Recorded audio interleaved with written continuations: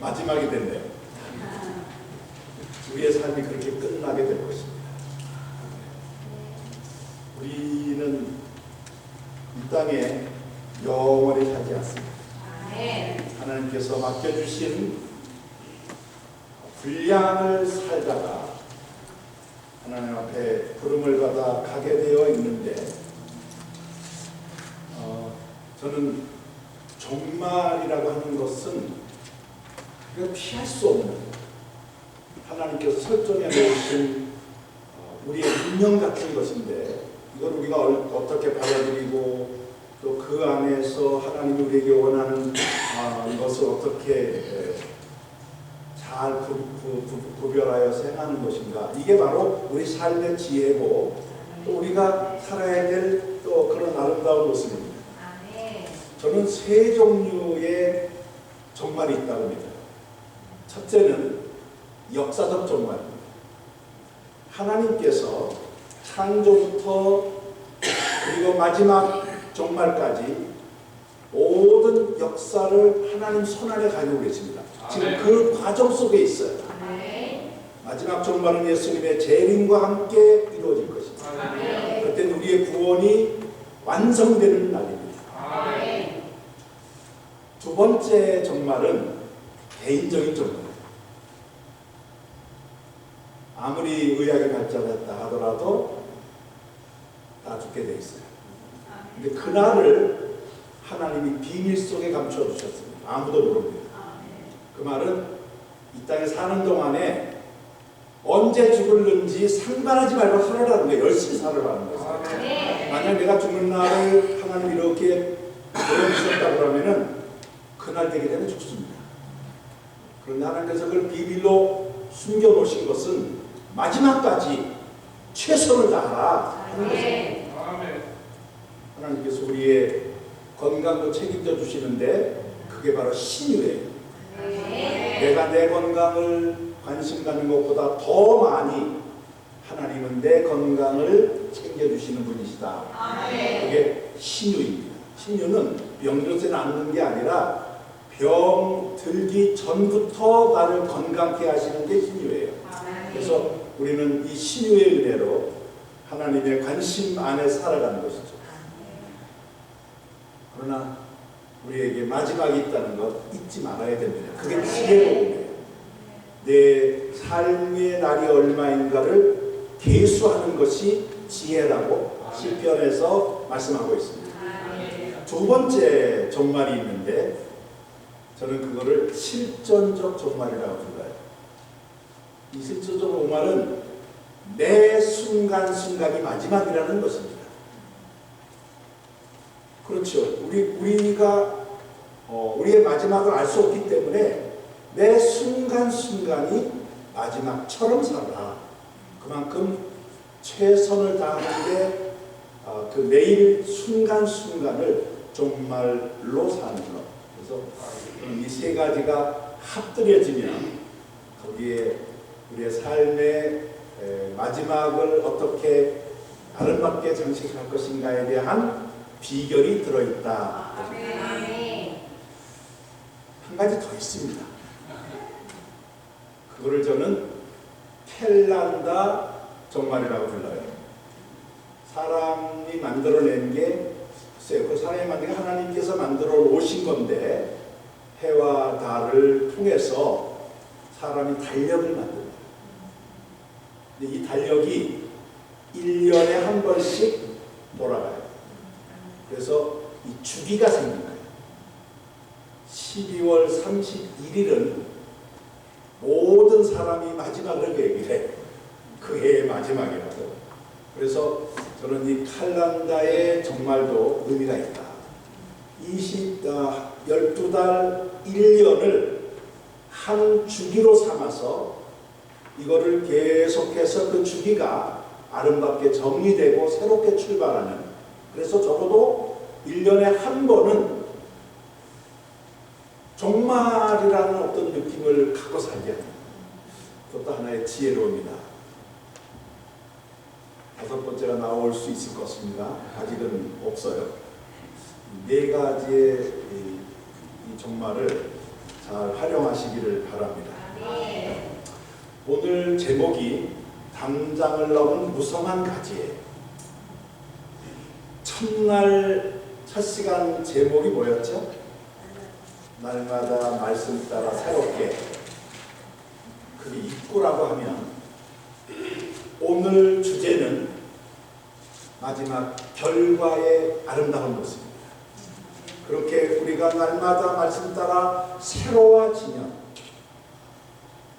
그 마지막 결론은 담장을 넘는 무성한 가지가 된다는 것입니다. 여기에 담장을 넘는다고 하는 것은 우리에게 주어진 한계를 넘어간다는 뜻입니다. 영향력이 내가 가지고 있는 그 능력 한계 안에 머무르는 게 아니라 그거를 넘어가게 만들어 주신다는 거예요. 다시 말하면 내 능력에 하나님의 능력이 더해진다는 것입니다. 이게 정상적인 하나님을 믿는 자의 아름다운 모습이에요. 우리 안에서만 머무르는 능력이 아니고 은혜가 아니고 축복이 아니고 그것이 나를 넘어가는 거예요. 나를 넘어가서 나 외에 다른 사람까지 이 모든 축복과 은혜 속에서 함께 나누어진다는 것입니다. 여러분들에게 날마다 새롭게 하시는 하나님이 이런 결실을 주시기를 주의 이름으로 축원합니다. 이 결실을 위하여 어떤 과정을 거쳐야 되나, 어떻게 살아야 되느냐 하는 것이 지난 며칠 동안 함께 나누었던 내용들입니다.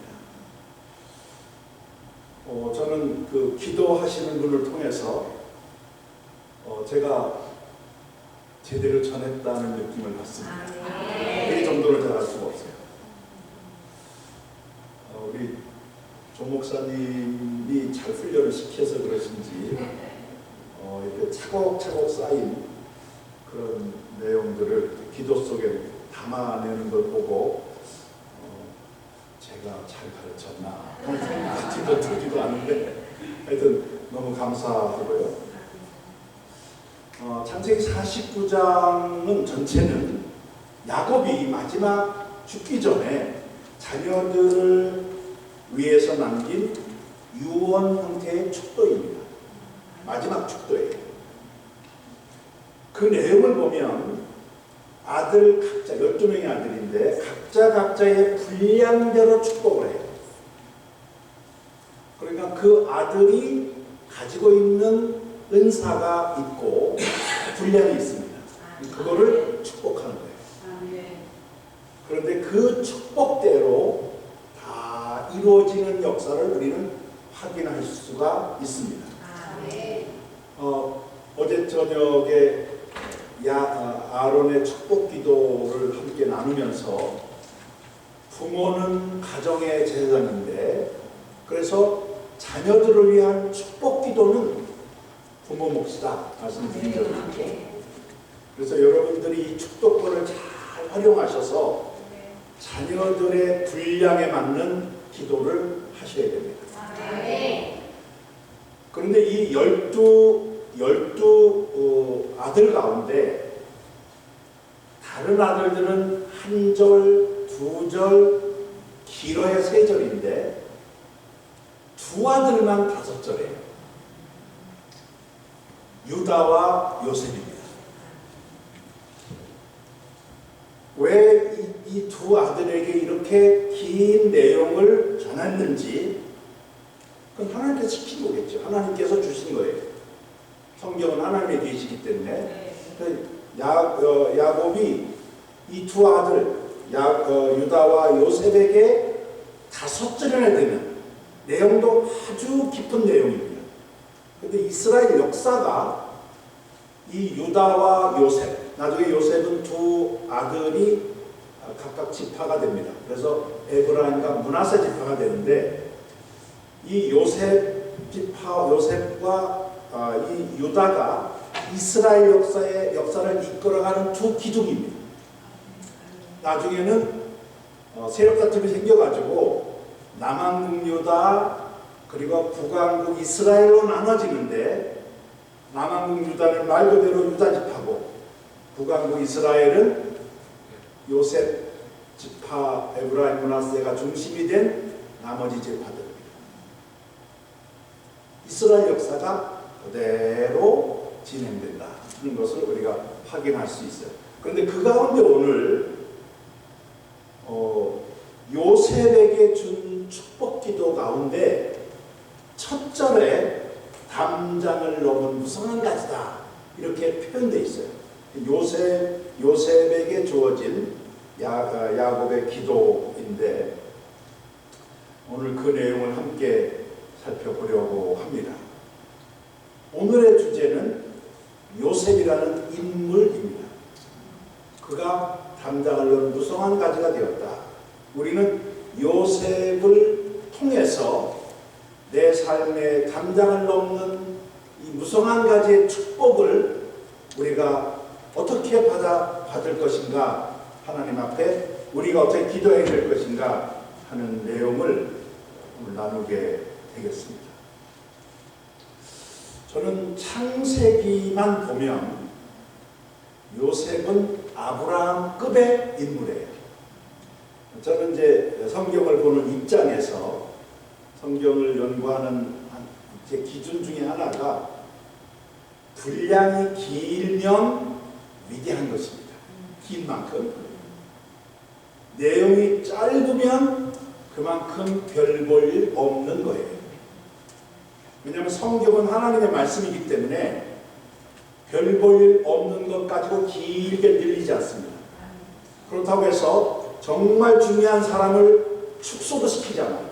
그냥 그대로 다 성경은 그 내용을 드러냅니다. 그래서 내용이 기냐 짧으냐가 중요성의 척도가 될 수 있다 하는 게 제 개인적인 판단, 기준을 갖고 있어요. 그런데 이 창세기에서 특히 아브라함의 부름에서 네 인물이 등장합니다. 아브라함, 이삭, 야곱, 그리고 요셉이에요. 그런데 이 아브라함부터 요셉까지 창세기 안에서 창세기를 넘어가면 좀 달라져요. 창세기 넘어가면 그 다음에 모세가 주인공이에요. 그래서 출애굽기부터 신명기까지는 모세가 아주 주도권을 잡습니다. 그러나 창세기만 놓고 보면 아브라함이 13장이에요. 아브라함에 관련된 내용이. 이삭은 3장입니다. 야곱은 8장이에요. 퀴즈입니다. 요셉은 몇 장일까요?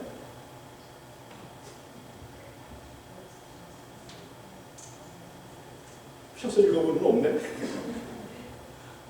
13장이에요. 그래서 제가 아브라함급이라고 얘기했잖아요. 눈치가 좀 있는 분은 13장 얘기할 수 있을 텐데 굉장히 겸손하십니다. 창세기 안에서만 보면 요셉은 아브라함과 맞먹는 인물이에요. 중요한 인물이에요. 왜 중요한 인물인가? 출애굽기부터 애굽에 내려갔다가 돌아와서 가나안으로 가는 이야기인데 구원의 모델을 제시하는 건데 애굽에 내려가는 것 요셉이 한 일이에요.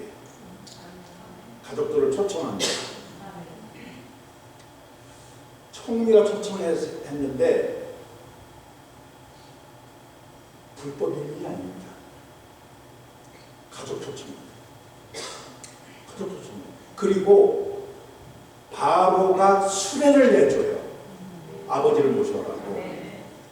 그거를 오늘날로 그거를 가져와서 지금의 그 교통수단으로 바꾸면 2호기예요. 전용기 2호기. 1호기는 바로용이고 2호기가 요셉용인데 부통령이 2호기인가요? 그렇죠. 정식인이에요. 초청인. 그러니까 이스라엘이 애굽으로 갈 때 뒷구멍으로 들어간 게 아니에요. 정식 초청으로, 그것도 전용기를 보내서 오게 한 거예요. 그 일을 요셉이 애굽에. 그런데 이 애굽에 가 있는 동안에 정권이 바뀌어요. 왕조가 바뀌어요. 그래서 요셉을 모르는 왕이 나타나가지고 보니까 이게 똑똑하기도 하고 숫자도 많아지고 위협이 될 것 같으니까 억누르기 시작합니다.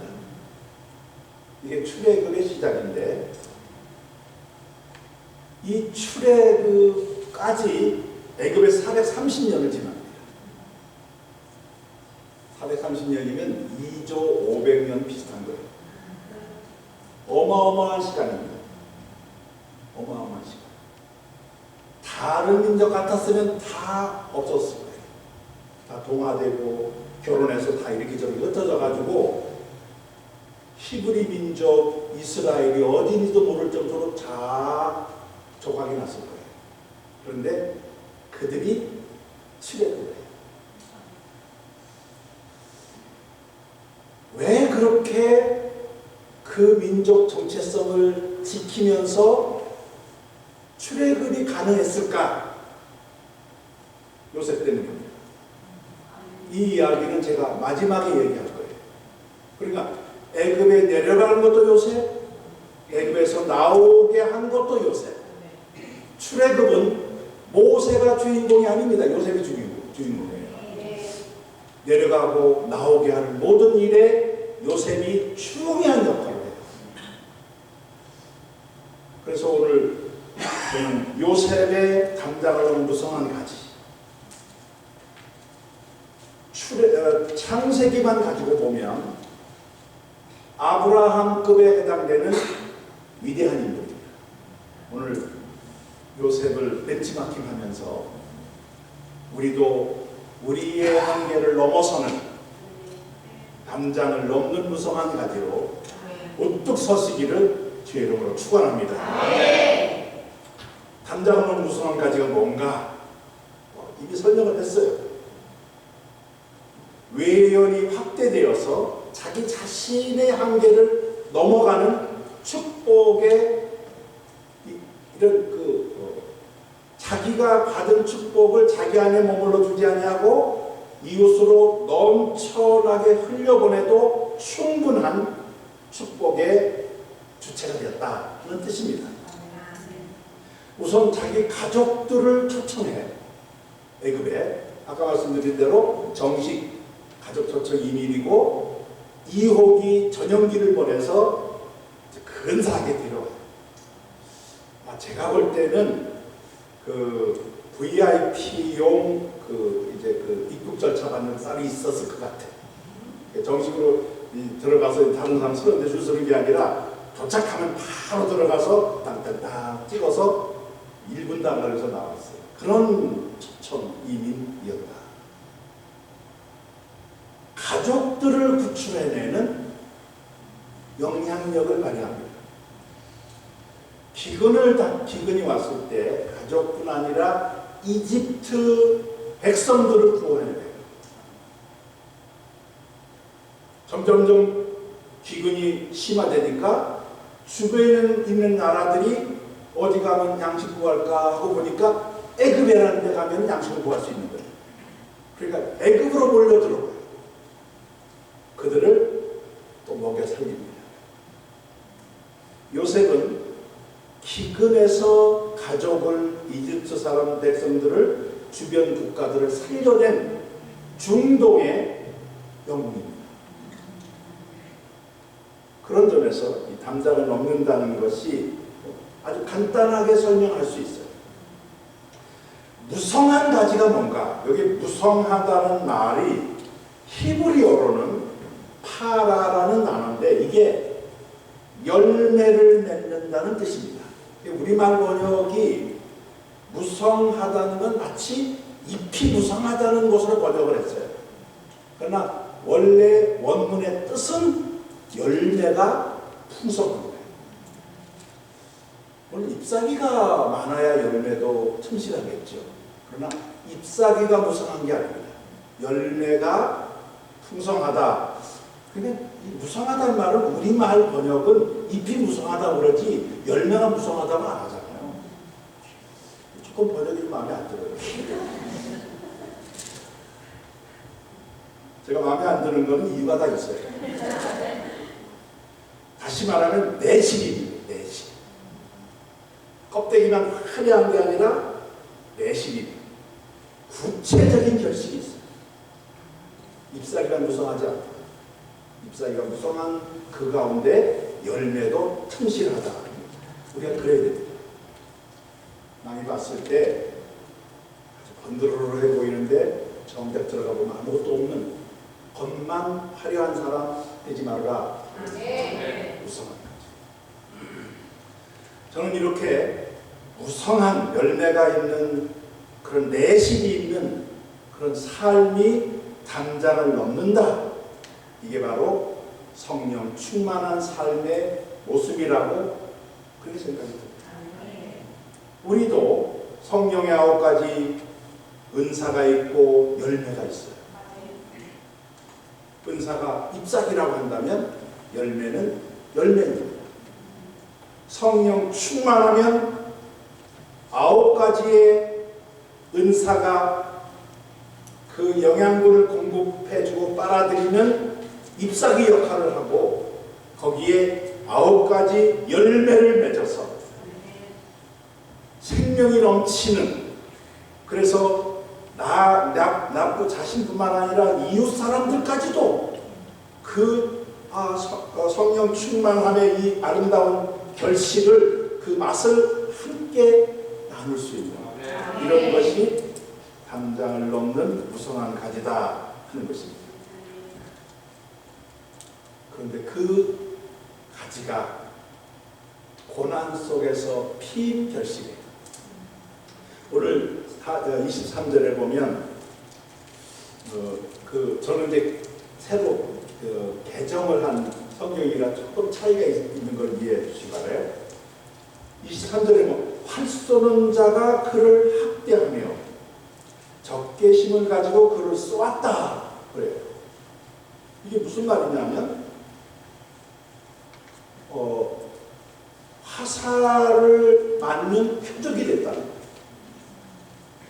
실제로 요셉은 그렇게 화살을 맞습니다. 형들에게 팔려가요. 인신매매를 당한 거예요. 은 20에. 그것도 형들한테. 이거 말이 안 되잖아요. 그렇죠? 가족인데 아무리 미워도 팔려가요. 무고하게 옥살이를 합니다. 팔려가서 이제 나름대로 열심히 일을 해서 인정을 받아요. 그래서 그 가정에, 보디발 가정에 최고 종이 됩니다. 모든 걸 총괄하는 종이 되는데 그 집 하나님이 이게 흑심을 품어가지고 자꾸 집적거리는 거예요. 그거를 거절했다고 여기서 역고발을 해서 감옥에 갇힙니다. 호소할 기회도 변명할 기회도 없는 박탈자, 노예인데 부인 하나님의 그 말이 그대로 변명조차 할 수 없는 상황에서 그 안에 들어가서 이제 그런 대로 또 견디면서 사는데 술 맡은 관원장, 떡 맡은 관원장이 들어와서 함께 그 감옥에 갇혀서 이제 지나는데 꿈을 꿔서 꿈을 해석을 해줘요.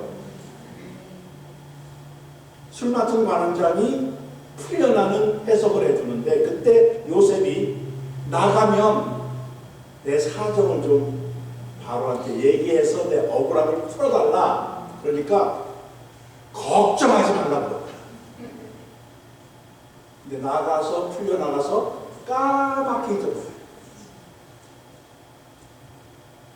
형한테 팔려가고 무고한 감옥살이하고 꿈을 해석해줘서 풀려나가게 해줬더니 뭔가 좀 청탁을 해놓고 있었는데 까맣게 잊어버려요. 그게 은혜예요.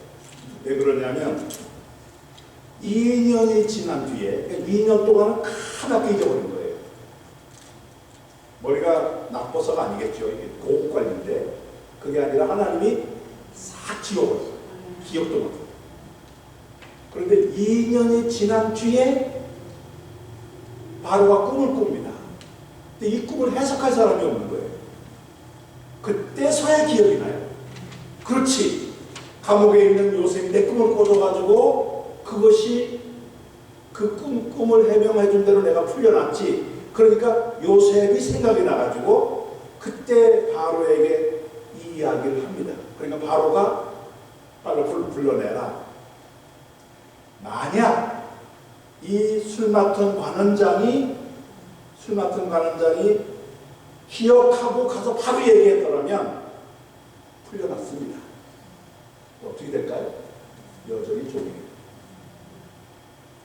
풀려났는데 노예예요. 2년 뒤이기 때문에 뭐예요? 풀려났는데 총리가 돼요. 이 2년의 차이가 그렇게 어마어마한 것입니다. 겉으로 보기에는 화살을 맞았어요.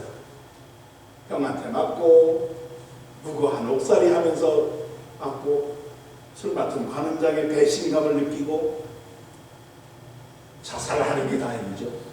자살까? 스스로 목숨을 끊을, 더 이상 소망 없다 하고 끊을 뿐입니다. 그런데 그 요셉은 그런 고난 속에서 전혀 상처받지 않고, 왜냐하면 형들을 만났을 때 나중에 만났는데 그들을 만나서 너무 기뻐가지고 울어요. 억울해서 우는 게 아니라 너무 기뻐서 우는데, 그런데 형들은 무서워서 벌벌 떨고 있어요. 상처가 누가 받은 겁니까? 형들이 받은 겁니다. 정작 상처받은 요셉은 상처가 하나도 없습니다. 형들이 자기 동생을 팔았다는, 그리고 아버지를 속였다고 하는 그 양심의 가책을 품고 산 사람. 요셉은 이 역경의 환경을 어쩔 수 없이 그 속에 살았는데 그 환경의 지배를 받지 않습니다. 오히려 환경을 바꾼 생명력의 소유자예요. 저는 이거를 쓰레기 더미 속에서 장미꽃을 피웠다, 그렇게 표현합니다. 쓰레기 같은 거예요. 냄새나고 정말 가까이 하고 싶지 않은데 그 쓰레기를 자양분 삼아서 장미꽃이 폈어요. 이게 요셉의 고난 속에서 나온 결심. 할 수 없는 자, 겨냥하고 얼마나 세게 겨냥을 했겠어요. 정확하게 관역을 맞춰서 맞았어야죠. 제가 말씀드린 대로 3차례나 이게 맞았는데 상처가 없어요. 그리고 오히려 그 안에서 그 역경을 이겨내고, 오늘 이번 집회 첫 시간에 고린도후서 4장 16절, 우리가 낙심하지 아니하노니 뭐예요? 겉사람은 낡아지지만 속사람은 날로 새로워진다. 요셉은 겉사람의 지배를 받는 사람이 아니라 속사람 하나님의 사람으로 그 생명력을 소유했다. 벌써 3번째 단락으로 넘어가는데 오늘은 333입니다. 왜냐하면 큰 단락 3개가 있는데 마지막 3번째 단락은 또 셋으로 나눠져요. 그리고 이 마지막 단락 3번째 단락 셋으로 나눠지고 그 나눠진 3번째가 마지막에 또 셋으로 나눠져요. 그래서 333입니다. 목사님이 시간 걱정하지 말라고 그랬어요. 이런 요셉의 승리의 비결, 역경을 극복하고 이 생명력을 발휘하여 담장을 넘는 가지가 된 무성한 가지가 된 비결이 뭔가? 오늘 본문 말씀 22절은 샘 곁에 무성한 가지라 그랬습니다. 비결이 뭐죠? 샘 곁에 심는 것. 나무가 샘 곁에 심기면 끝내주는 것입니다. 신학가에 심은 나무가 잎사귀 마르지 아니하고 철따라 열매를 맺는 건 당연한 거예요. 지금 요셉은 환경은 역경이고 정말 쓰레기 같은 것인데 뿌리가 샘 곁에 심겨져 있어요. 그걸 감당할 수 있는 어떤 것도 없습니다. 샘 곁에 심겨진 나무. 여기 샘이라는 것은 히브리어로 아인인데 이거는 지하수가 지표면으로 분출했다는 뜻입니다. 여기도 산지기 때문에 샘들이 많이 있을 것 같은데 사막에서는 이 샘을 오아시스라고 불러요. 사막이 물이 전혀 없는 황무지인데 그 안에 오아시스가 있어요. 이 오아시스는 1년 내내 물이 중단하지 않고 계속해서 물을 공급하는 사막 속의 유일한 식수원이 바로 이 샘인 거죠. 요셉은 화살을 맞는 위기를 계속 겪었지만 뿌리는 샘 곁에 다 두고 있기 때문에 어떤 화살을 맞아도 끄떡하지 않고 이게 우리 신앙의 비밀입니다. 세상은 우리를 어떻게 해서 넘어뜨리려고 하고 때로는 우리가 넘어가기도 합니다. 암에 걸릴 수 있습니다. 저희 집사람도 12년 전에 유방암 이건 갑자기예요. 갑자기. 그런데 믿음 안에서 극복할 수 있는 거예요. 아무리 우리에게 절망적인 상황이 와도 하나님께서 그 모든 것을 피할 길을 주실 수 있는 분이다. 이게 바로 요셉이 샘 곁에 심겨진 나무라는 뜻입니다. 저는 이 요셉의 샘 곁, 이 샘, 요셉의 샘이 뭘까? 요셉이 뿌리를 내렸던 샘이 뭘까? 세 가지로 말씀드리려고.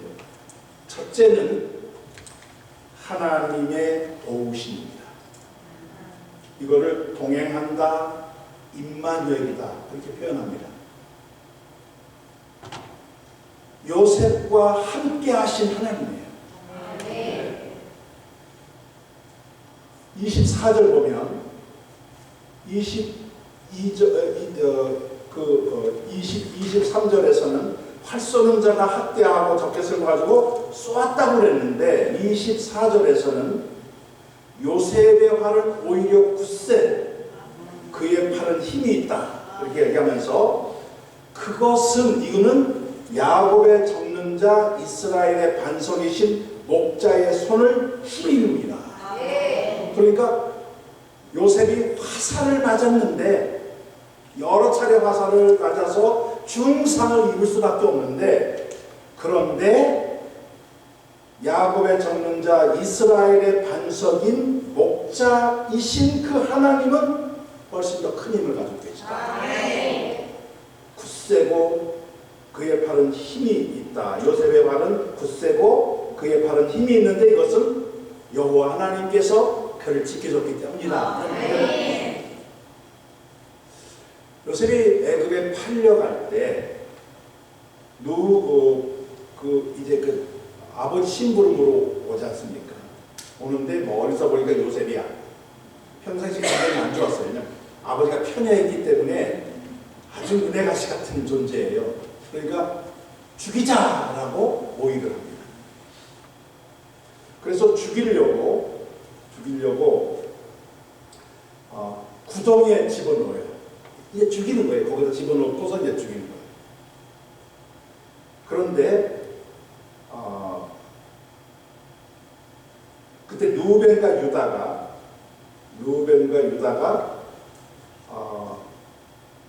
가출을 해줘요. 이 창세기 30장 21절에 이렇게 되어 있습니다. 루벤이 듣고 요셉을 그들의 손에서 구원하라 하여 이르되 우리가 그의 생명을 해하지 말자. 그래서 부동에 던져 넣자고 제안을 합니다. 그러니까 죽이는 것에서 부동에 집어넣는 거예요. 부동에 집어넣으면 시간은 좀 걸리지 죽는 거는 마찬가지예요. 근데 우리 손으로 죽이지 말자는 거예요. 부동에 집어넣으면 물도 못 먹고 뭐 식사도 못 하니까 거기서 굶어 목말라 죽는 거예요. 그리고 그렇게 죽으면 자기들은 안 죽이고 스스로 죽은 거죠. 이게 이제 법으로 가면 어떻게 판단할지 모르겠어요. 죽인 건 죽인 거죠. 그죠? 방조죄라고 그러나? 그러나 어떻든 간에 본인들이 이게 칼로 죽이든지 돌로 쳐 죽이든지 그건 안 한 거예요. 집어넣자. 이게 이제 루벤이 제안한 것입니다.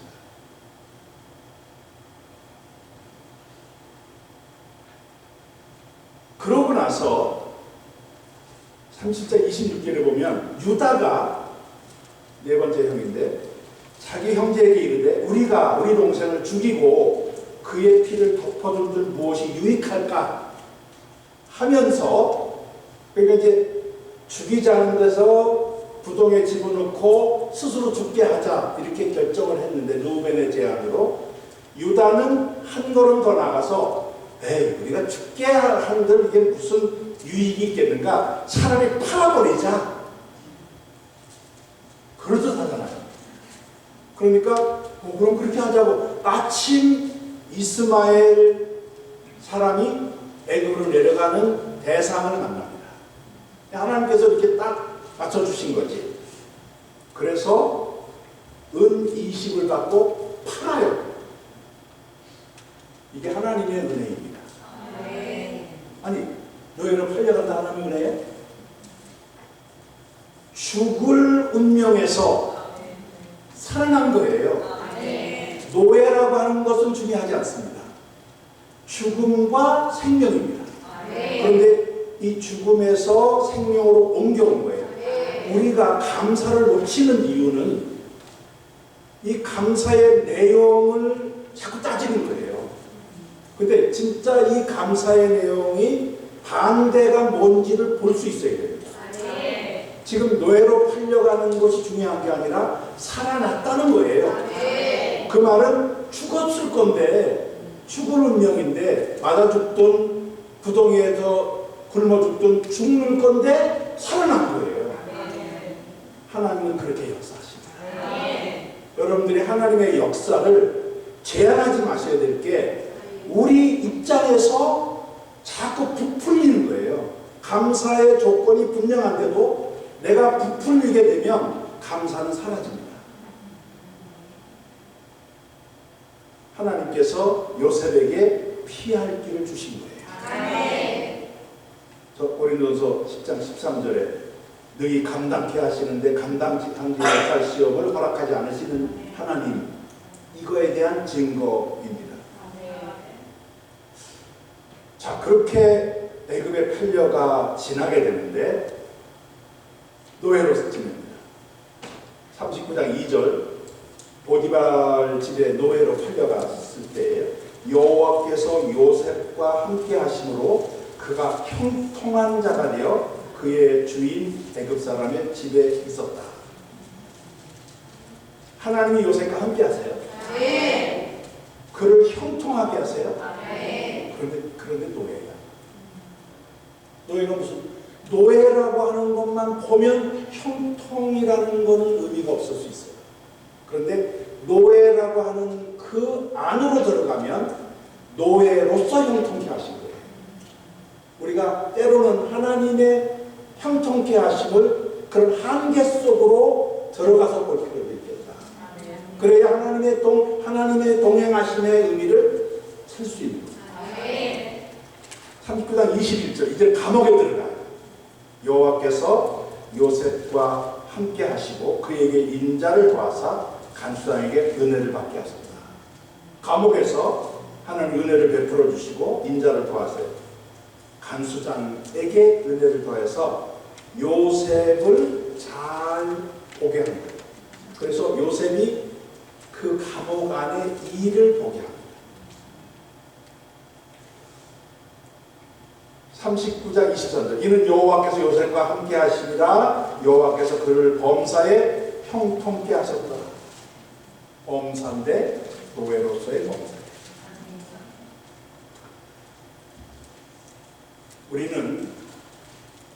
우리가 극복해야 될 과제가 하나 있어요. 그 상대적 빈곤감입니다. 이건 정신적인 문제예요. 어쩌면 정신치료가 필요한 문제예요. 그렇게 축복을 받았는데 자기보다 잘 사는 사람을 쳐다보면서 항상 빈곤감을 느끼는 거예요. 하나님도 답답하실 거예요. 우리는 우리의 한계 안에서 하나님 주신 은혜와 복을 점검할 수 있는 영적 눈이 있으셔야 됩니다. 그래야 하나님이 나와 함께 하시며 나를 형통케 하셨다는 고백을, 감사를 할 수 있는 거예요. 유대인들, 이스라엘 백성들이 1년에 일주일 동안 집 바깥에 초막을 짓고 나가 사는 이유는 이스라엘 조상들이 40년 동안 그런 광야에서 그런 장막에 생활했다는 거 아닙니까? 그 사막에서 바라바라 하는 건데 초막절은 추수감사절이에요.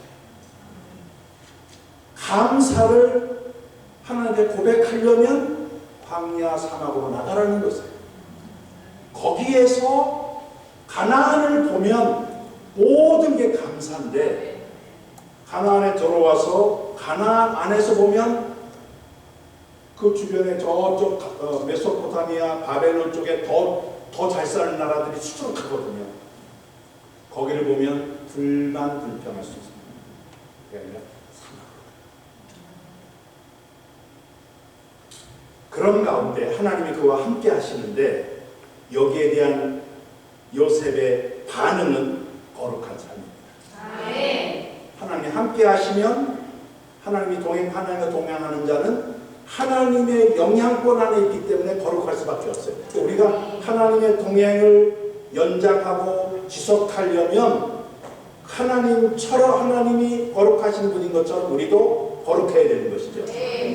내가 거룩하니 너희도 거룩하라는 것은 우리와 산책하시는 하나님을 계속 유지해 그 하나님과의 산책을 유지하는 방법이 내가 거룩해지는 것입니다. 그런데 요셉의 거룩한 삶을 보여주는 게 보디발 부인의 유혹을 뿌리치는 데서 확인할 수 있습니다. 39장 9절에 자꾸 찝쩍거리는데 나중에는 몸으로 달려드는 거예요. 그때 요셉이 그거를 거절하면서 막으면서 그리고 이제 옷을 벗어 던지고 달아나거든요. 근데 그 옷을 벗고 달아난 거 가지고 나를 겁탈하려고 했다. 겁탈이 아니라 요즘식으로 말하면 성폭행 미수범. 그러니까 실제로 행하진 않은데 시도한 거예요. 그 보디발 부인이 고발한 내용이 성추행 미수범으로 고발을 당합니다. 그런데 이제 그 사건이 있기 전에 이렇게 얘기해요. 이 집에는 나보다 큰 이가 없습니다. 요것만 가지고 얘기했더라면은 그러므로 당신도 내 수하에 있기 때문에 내가 마음대로 할 수 있다고 얘기할 수 있을 거예요. 근데 그게 아니라 이 집에는 나보다 큰 이가 없다. 종 가운데 최고 높은 직위의 종이에요. 지금 총무로. 그런데 주인이 아무것도 금하지 아니하였습니다. 이 집에 나보다 큰 이가 없어서 주인이 아무것도 금하지 않았는데 여기까지만 있으면 이게 이제 넘어가는 거예요. 그런데 금한 것이 하나 있는데 그것은 당신이다. 왜냐하면 당신은 그의 아내이기 때문에 내 영역 바깥이다 얘기한 거예요. 저는 이거를 경계선이 분명한 것, 내 것과 내 것 아닌 것, 이게 거룩한 삶이라는 거예요. 네. 내 것 아닌 거를 내 것처럼 여기는 게 뭘까요? 그게 뇌물입니다. 이게 분명히 남의 돈이야. 그런데 내 돈처럼 포장해서 넘겨주는 거예요. 그래서 겉으로 보기엔 내 돈이죠. 그거를 덥석 받으면 뇌물죄에 걸리는 거예요. 지금 보디발 부인이 그 집안의 모든 걸 내게 맡겼는데 그 맡긴 것 속에 유일하게 제외된 게 당신이다. 아내이기 때문에 나는 나와 상관이 없다 하는 이 경계선을 분명히 긋는 것이 거룩한 삶입니다. 네. 여러분들 하나님의 것과 그리고 하나님 것 아닌 것, 내 것과 내 것 아닌 것 이거를 분명하게 가를 수 있을 때 이게 실질적인 거룩이에요. 그런즉 내가 어찌 이 큰 악을 행하여 하나님께 죄를 지으리까? 이렇게 선을 분명히 긋는 것과 함께 하나님 앞에서의 자신을 분명하게 하는 것입니다. 그러니까 하나님 보시는 입장에서 이 문제를 펼쳐놓으니까 어마어마한 죄예요. 그런데 이 하나님 앞에 내가 슬쩍 가려보면 작게 보여요. 지금 주인과의 관계가 분명해지고 하나님 앞에서 이 문제를 비춰보니까 어마어마한 죄라고 하는 것을 고백하는 거예요. 분명하게 자기 경계선을 제시하고 그리고 하나님 앞에서 비추는 그 빛에 이 문제를 비춰보니까 어마어마한 죄라고 하는 고백을 하면서 그 자리를 떠나가 버린 것입니다. 이 요셉입니다. 하나님께서 그 상황마다 동행하시며 그 안에서, 그 한계 안에서 극대치의 형통함을 주세요. 그런데 그거는 요셉이 하나님 앞에 자기 자신을 최선을 다하면서 그리고 거룩한 삶을 사는 분명한 구분을 가지고 하나님 앞에서 바르게 사는 이 거룩한 삶이 거기에 함께 어우러지니까 그게 바로 요셉을 무성한 가지로 담장을 넘는 가지로 성장케 하셨다. 여러분에게 이 은혜가 함께 하시기를 주의 이름으로 축원합니다. 두 번째 셈입니다. 저는 이 두 번째 셈은 하나님이 주신 꿈이라고 해석합니다. 두 차례 꿈을 보죠.